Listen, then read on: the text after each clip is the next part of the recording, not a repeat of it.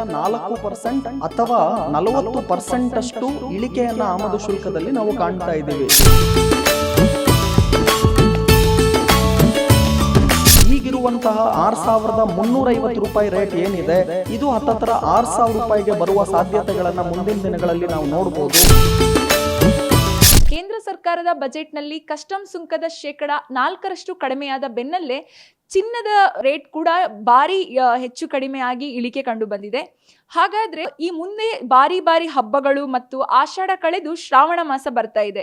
ಹಾಗಾದ್ರೆ ಮುಂದಿನ ದಿನಗಳಲ್ಲಿ ಚಿನ್ನದ ರೇಟು ಯಾವ ರೀತಿ ಕಡಿಮೆ ಆಗ್ಬೋದಾ ಅಥವಾ ಇನ್ನ ಹೆಚ್ಚಾಗ್ಬೋದಾ, ಗ್ರಾಹಕರಿಗೆ ಚಿನ್ನದ ಖರೀದಿಸುವ ಗ್ರಾಹಕರಿಗೆ ಯಾವ ರೀತಿ ಖುಷಿ ವಿಷಯ ಇದು ಆಗ್ಬಹುದು ಅಂತ ನಮ್ಮ ಜೊತೆ ಇವತ್ತು ಆರ್ಥಿಕ ತಜ್ಞರಾದಂತಹ ರುದ್ರಮೂರ್ತಿ ಅವರಿದ್ದಾರೆ. ಬನ್ನಿ ಇವ್ರ ಹತ್ರ ಕೇಳಿ ತಿಳ್ಕೊಳ್ಳೋಣ.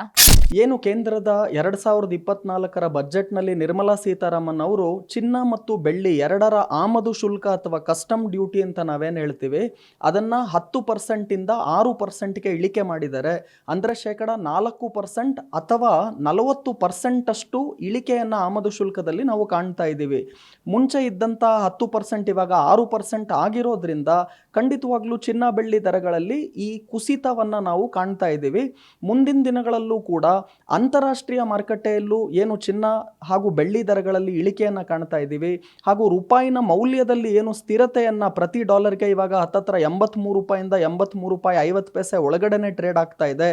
ಈ ಕಾರಣಗಳಿಂದಾಗಿ ಮುಂದಿನ ದಿನಗಳಲ್ಲೂ ಇನ್ನೊಂದಷ್ಟು ಇಳಿಕೆಯನ್ನು ಚಿನ್ನ ಬೆಳ್ಳಿಯಲ್ಲಿ ನಾವು ನಿರೀಕ್ಷಿಸ್ಬೋದು. ಈಗ ಏನು ಪ್ರತಿ 24 ಕ್ಯಾರೆಟ್ ಅಪರಂಜಿ ಚಿನ್ನ ಇದೆ, ಹತ್ತತ್ರ 7,000 ರೂಪಾಯಿ ಪ್ರತಿ ಗ್ರಾಮ್ಗೆ ಇರುವಂತಹ ಚಿನ್ನ ಏನಿದೆ ಹತ್ತತ್ರ 6,700 ರೂಪಾಯಿವರೆಗೂ ಬರುವ ಸಾಧ್ಯತೆ ಇದೆ. ಹಾಗೂ ಅದೇ ರೀತಿ 22 ಕ್ಯಾರೆಟ್ ಚಿನ್ನ ಅಂದರೆ ಏನು ಆಭರಣ ಚಿನ್ನವನ್ನು ನಾವು ನೋಡೋದಾದರೆ ಈಗಿರುವಂತಹ 6,350 ರೂಪಾಯಿ ರೇಟ್ ಏನಿದೆ ಇದು ಹತ್ತತ್ರ 6,000 ರೂಪಾಯಿಗೆ ಬರುವ ಸಾಧ್ಯತೆಗಳನ್ನು ಮುಂದಿನ ದಿನಗಳಲ್ಲಿ ನಾವು ನೋಡ್ಬೋದು. ಹಾಗೂ ಬೆಳ್ಳಿ ದರಗಳಲ್ಲೂ ಕೂಡ ಏನು ಹತ್ತತ್ರ 95,000 ರೂಪಾಯಿಗೂ ಕೆಜಿ ಬೆಳ್ಳಿ ದರಗಳು ಹೋಗಿತ್ತು, ಇವಾಗ ಬೆಳ್ಳಿ ದರಗಳನ್ನು ತಾವು ನೋಡೋದಾದರೆ ಕೆಜಿಗೆ 84,000 ರೂಪಾಯಿಗೆ ಬಂದಿದೆ. ಬರುವ ದಿವಸಗಳಲ್ಲಿ 75,000 ರೂಪಾಯಿಯಿಂದ 80,000 ರೂಪಾಯಿಗೆ ಬೆಳ್ಳಿ ದರಗಳು ಬರುವ ಸಾಧ್ಯತೆ ಹೆಚ್ಚಾಗಿ ಕಾಣ್ತಾ ಇದೆ. ಆದರೆ ಅಂತಾರಾಷ್ಟ್ರೀಯ ಮಾರುಕಟ್ಟೆಯಲ್ಲಿ ಯಾವುದಾನ ಯುದ್ಧದ ಭೀತಿ ಬಂದರೆ ಮುಂದಿನ ದಿನಗಳಲ್ಲಿ ಅದು ಖಂಡಿತವಾಗ್ಲೂ ಚಿನ್ನ ಬೆಳ್ಳಿ ದರಗಳಲ್ಲಿ ಮತ್ತಷ್ಟು ಏರಿಕೆ ಆಗುವ ಸಂದರ್ಭಗಳನ್ನು ತೋರಿಸುತ್ತೆ. ಅಥವಾ ಯಾವುದೇ ರೀತಿಯಾದ ಅಂತಾರಾಷ್ಟ್ರೀಯ ಮಾರುಕಟ್ಟೆಯಲ್ಲಿ ಯುದ್ಧ ಬರದೇ ಹೋದರೆ ಅಥವಾ ಯಾವುದೇ ರೀತಿಯಾದ ವಾರ್ ಆಗಿರ್ಬೋದು ಅಥವಾ ಇಸ್ರೇಲ್ ಇರಾನ್ ನಡುವೆ ಆಗಿರ್ಬೋದು ಅಥವಾ ಈಗ ನಡೀತಿರುವಂತಹ ಅಮೇರಿಕಾ ಹಾಗೂ ಚೈನಾ ಇಂಡಿಯಾ ಪಾಕಿಸ್ತಾನ್ ಇದರ ನಡುವೆ ಏನಾನ ಬಿಕ್ಕಟ್ಟು ಬಂದಾಗ ಮಾತ್ರ ಆವಾಗ ಚಿನ್ನ ಬೆಳ್ಳಿ ದರಗಳಲ್ಲಿ ಏರಿಕೆಯನ್ನು ಕಾಣುವ ಸಾಧ್ಯತೆಗಳಿದೆ.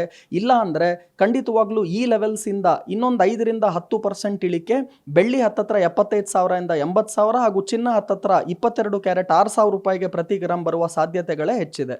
ಧನ್ಯವಾದಗಳು ರುದ್ರಮೂರ್ತಿ ಸರ್. ಕೇಳಿದ್ರಲ್ಲ ವೀಕ್ಷಕರೇ, ರುದ್ರಮೂರ್ತಿ ಸರ್ ಹೇಳುವ ಹಾಗೆ ಮುಂದಿನ ದಿನಗಳಲ್ಲಿ 5ರಿಂದ 10% ಇನ್ನೂ ಕೂಡ ಚಿನ್ನ ಮತ್ತು ಬೆಳ್ಳಿಯ ದರದಲ್ಲಿ ಇಳಿಕೆ ಕಾಣಲಿದೆ. ಇದಾಗಿತ್ತು ಇವತ್ತಿನ ಸ್ಪೆಷಲ್ ಸ್ಟೋರಿ. ನೋಡ್ತಾ ಇರಿ ಗ್ಯಾರಂಟಿ ನ್ಯೂಸ್. ಕ್ಯಾಮ್ರಾಮ್ಯಾನ್ ಪಂಪಾಪತಿ ಜೊತೆ ಶಮ್ಮಿ ಶೆಟ್ಟಿ.